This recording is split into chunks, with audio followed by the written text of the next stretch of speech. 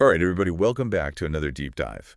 Today we're going to be tackling, something pretty intense and complex, the Hmm. whole U.S.-Taiwan-China situation. Yeah, definitely a lot going on there. And specifically, what we're looking at today is how China has reacted to a really, really small change Right. in a U.S. government fact sheet. Uh-huh.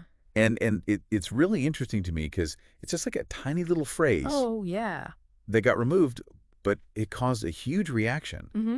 And I think it just shows you how sensitive this whole situation is. Absolutely. It's like everybody's walking on eggshells right now. Exactly. And Yeah. just to give everyone a little bit of background, the phrase that was removed was, "We do not support Taiwan independence." Right. Just 8 words. Just 8 words, yeah. But man, those 8 words carry a lot of weight. They really do. And I mean, I think a lot of our listeners are probably familiar with the whole background of the one China policy. Hmm. But just to recap, for anybody who needs a refresher, Yeah.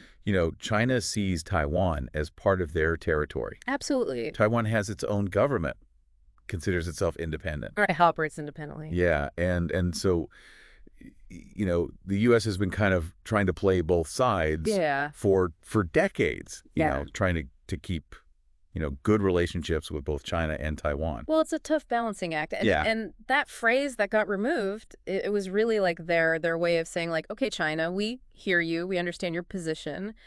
But we're not going to like completely abandon Taiwan either. Exactly. It was their tightrope walk. Right, and so when they removed that phrase, it kind of sent shockwaves Right. through the diplomatic world. It did. And China did not hold back in their response. Oh yeah, they were not happy. No, not at all. In fact, one of their spokespeople, Guo Jiakun, he basically accused the U.S. of backpedaling on their commitments. Gravely backpedaling. Bravely backpedaling. Yeah. Yeah, which is some pretty strong language. Yeah, strong words. And he also said that this would embolden separatist forces in Taiwan. So basically they're saying like, hey, this is going to make things worse. Right. You're making a bad situation worse. Right. And it's interesting because you look at China's reaction and then you look at Taiwan's reaction, Right. and they're almost complete opposites. Oh. You know? Polar opposites. And Taiwan was pretty happy about this change. Oh, yeah, they were pretty pleased. Why do you think that is? What do you think they saw in that removal? Well, I think for Taiwan, it's a sign that the U.S. is, maybe shifting a little bit more towards their side, maybe considering them a little bit more seriously as an independent entity, Right.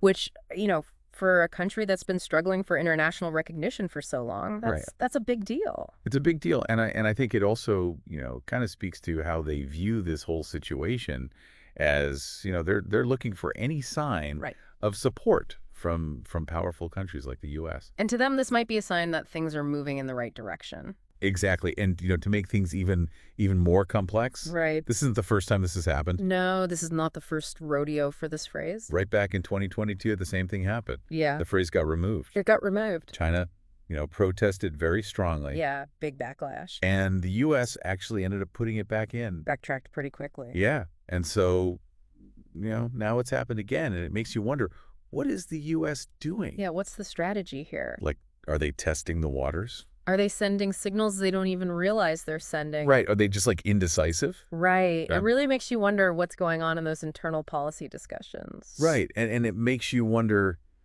how much thought is actually going into these changes. Right. Because it seems like something so small, Right. but it clearly has huge ramifications. Yeah, it's like a butterfly flapping its wings and causing a hurricane on the other side of the world. Exactly. And then, you throw into this mix, the return of former President Trump.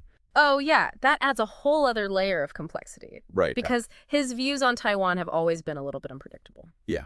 Very much a wild card, Yeah, he's not exactly known for being consistent on foreign policy. And especially when he's brought up Taiwan before in the context of like trade negotiations and, Right. their semiconductor industry. Like almost as a bargaining chip. Almost like a bargaining chip. Yeah, and that's a big deal because Huge deal because Taiwan is like Taiwan is essential essential. for the global tech industry. Right. They produce like the vast majority of the world's Semiconductors, yes. semiconductors. Those tiny little chips that are in everything. Everything. I mean, your phone or your computer, your car, everything relies on these things. Right. And Taiwan's a main supplier, so that gives them a lot of leverage, It does. but it also makes them a target. It does because, Yeah. China obviously wants to have control over that. Right. And the U.S. wants to make sure that China doesn't have control over that. Yeah. Exactly. So it's this very delicate balance. Yeah, it's a high-stakes game for sure. High stakes indeed. And then on top of all of this, China's been ramping up military exercises. Oh, right. They've been flexing their muscles a bit. Around Taiwan. Yeah, a lot of military activity in the region, which is obviously causing concern. Very concerning, even though, the U.S. fact sheet still talks about peaceful resolution. Right. They're still hoping for a diplomatic solution.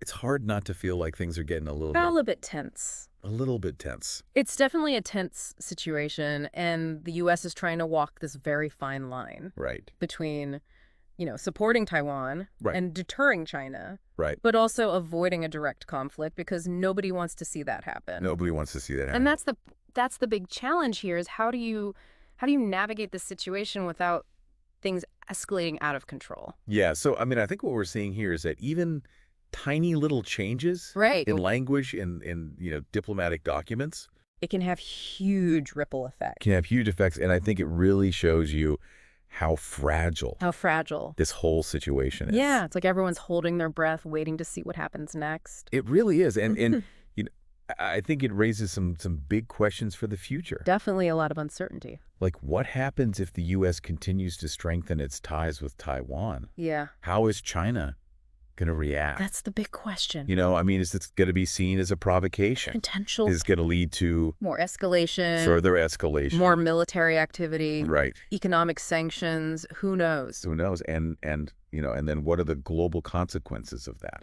Right. Because this isn't just a regional issue anymore. This is something that could have implications for the entire world.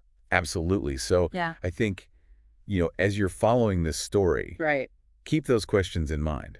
Definitely keep an eye on it. It's a developing situation, and things could change very quickly. Exactly. And as always, we'll be back with another deep dive soon. Absolutely. Looking forward to it. But in the meantime, keep thinking about these questions and stay informed, everybody. Stay curious. Stay curious. Exactly. We'll see you next time. Take care. Take care.